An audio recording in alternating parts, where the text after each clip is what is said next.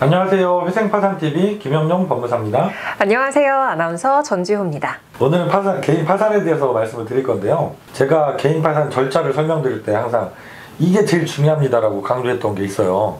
제일 중요한 거. 그러니까 법원에서 출석하라고 통보한 그 출석 기일에 꼭 가셔서 성실하게 답변하는 거? 정확하게는 법원에 출석하는 날이 기본적으로 3번 있거든요. 뭐 파산 선고기일, 채권자 집행기일 이게 법원에 출석하시는 날이고, 법원은 아니지만 그 파산 관제인 사무실에 면담을 하기 위해서 출석하는 날이 있어요. 그 제일 중요한 날이 제가 말씀드릴 때 항상 파산 관제인 면담이다 이렇게 말씀을 드리죠. 그래서 오늘은 파산 관제인 과연 어떤 일을 하시고 팁을 좀 드리려고요. 면담 잘하고 오실 수 있는 팁을. 굉장히 오늘 귀를 쫑긋하고 들으시면 좋을 것 같네요. 네네. 그죠?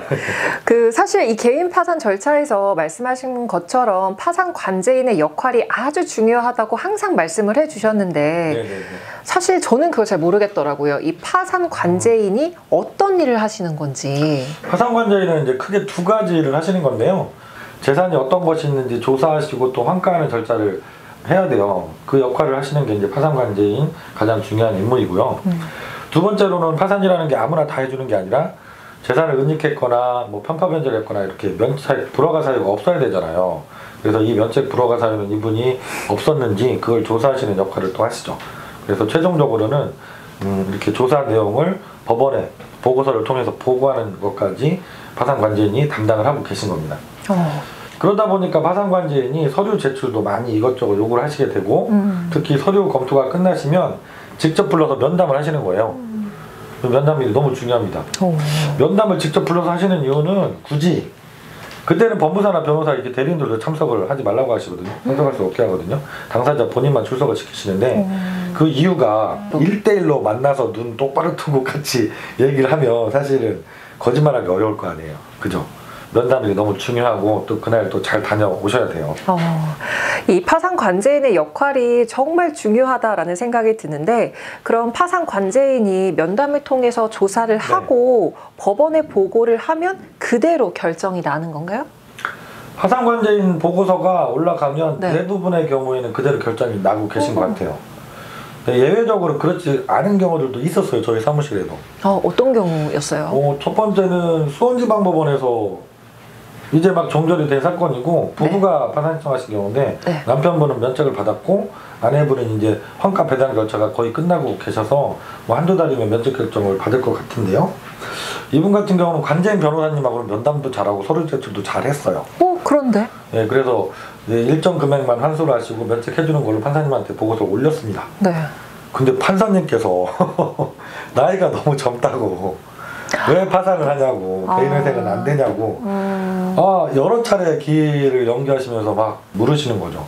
그래서 되게 고생을 많이 했던 사건이 있습니다. 물론 최종적으로는 면책 결정을 받았지만, 이 같은 경우는 파산관제인이 면책 의견으로 보고서를 올렸는데도 판사님께서 한 번 더 뒤집었던 그런 사건이었고요.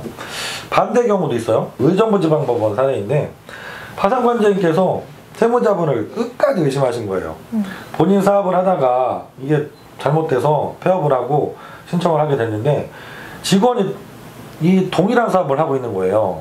근데 이분이 직원 명의로 이 신청인께서 계속 사업을 하는 건 아닌가라고 의심을 하시고 정말 오랜 기간 동안 조사를 하셨어요. 근데 면책 불허가라는 표현을 10몇 번을 쓰시면서 불허가 의견으로 올렸습니다. 근데 저희가 마지막에 탄원서를 제출했죠. 그게 받아들여져서 판사님이 바로 결정을 못하시고 한 달 반인가? 2달 정도 심사 숙고한 이후에 관제인이 10몇 번을 불허가라고 해서 보고서를 올렸는데도 면책 결정을 해주셨던 사건도 있어요. 그러니까 최종 결정은 판사님이 하시는 거죠. 파산관제인 보고서가 최종 의견에 면책 불허가, 면책 허가 이렇게 올라가더라도 최종 결정은 판사님이 하시는 거기 때문에, 혹시라도 파산관제인 조사가 뭔가 잘못됐다라고 판단이 드신다고 하면 법원에 직접 탄원서 형식으로, 진술서 형식으로 제출하셔서 한번 다투어 보는 것도 방법이 될 수가 있습니다. 이 파산 관제인은 채무자 편인 건가요? 채권자 편인 건가요? 뭐 누구 편은 없습니다, 사실.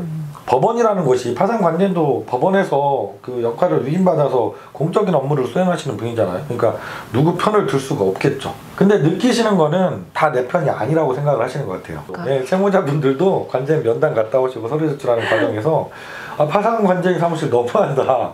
면담 갔는데 정말 무슨 취조당하는 것 같겠다. 이렇게 말씀하시는 채무자분들도 꽤 계시고요. 반대로 채권자분들도 그런 얘기를 또 하세요. 근데 오늘 채권자 집행기일이라고 참석을 했는데 내가 전에 이의신청서도 제출했고 오늘 가서 말을 했는데 판사님도 내 얘기를 안 들어주는 것 같고 파산관제인도 채무자 편만 들더라.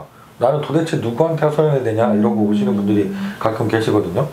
근데 채무자도 파산관제인이 내 편이 아니라고 생각하시고 채권자도 아니라고 생각하시는 경우가 많은 것 같아요. 이 파산관제인과 면담이 정말 중요하다라고 말씀하셨는데 네. 자, 그렇다면 이 관제인 면담을 잘 할 수 있는 꿀팁 알려주시죠. 전화통화를 하시거나 면담을 가셨을 때 웃으면서 수고하십니다. 먼저 이렇게 따뜻한 말 한마디 던지고 시작하시는 거 이거 너무 중요해요. 두 번째는 뭐 관제인 면담 가셔가지고 이 대리인과 관제인을 좀 헷갈리셔가지고 거기 가서 막 상담을 하시는 분들이 가끔 계십니다. 파산관제인이 질문하시는 거 간단하게 답변하고 오셔야 되는데 먼저 막 궁금한 걸 물어보시는 거예요. 막 물어보시는 거. 근데 이게 절대 절차에서 도움이 안 되더라고요. 그래서 관제인이 조사할 때 질문하시는 거 간단하게 답변하시고 오시는 자리이지 막 거기 가서 궁금한 거 물어보시고 상의를 하시면 안 됩니다. 네, 그것도 주의를 해주셨으면 좋겠어요. 네, 세 번째 꿀팁 주시죠. 세 번째, 뭐 이게 사실은 제일 중요한 걸 수 있는데요. 파산 관제인들도 보면 업무량이 상당히 많으세요. 그래서 서류 제출을 요구하셨을 때 그 자료를 최대한 잘 준비해서 빠진 게 없이 준비해서 기한 내에 제출해 주시는 거 이거 너무 중요합니다. 네, 그럼 마지막 꿀팁 하나 더 주실 수 있을까요? 혹시 면담을 가셨는데 내가 정확히 기억이 안 나거나 잘 모르겠는 거를 질문하시면 거기서 내 정확하지 않은 기억으로 답변을 막 하고 오시지 마세요. 왜냐하면 면담을 하게 되면 아무래도 기록이 남습니다. 파산관제 면담이 여러 차례 반복될 수도 있거든요. 근데 첫 번째 면담 왔을 때 했던 얘기를 다 기록을 해놨는데 두 번째 와서 물어보니까 또 엉뚱한 얘기를 해요. 그러면은 이 진술의 신빙성이 없어지잖아요. 그죠? 그래서 내가 정확히 기억이 안 나거나 뭐 근거를 제시할 수 없는 사안에 대해서 질문하시면 즉답을 좀 피하시고 대리인과 상의해서 나중에 서류를 잘 준비해서 서류를 제출하겠다. 이 정도로 얘기를 하시고 오시면 좋습니다. 네, 이것도 꼭 기억을 해주세요. 네, 감사합니다.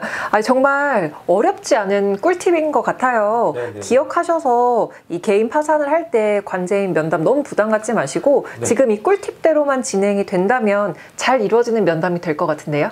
너무 긴장하지 마시고 편하게 다녀오시면 될 것 같습니다. 네, 오늘도 시청해주신 우리 구독자 여러분 진심으로 고맙습니다. 네, 다음 시간에도 또 좋은 정보 잘 준비해서 찾아뵙도록 하겠습니다. 감사합니다.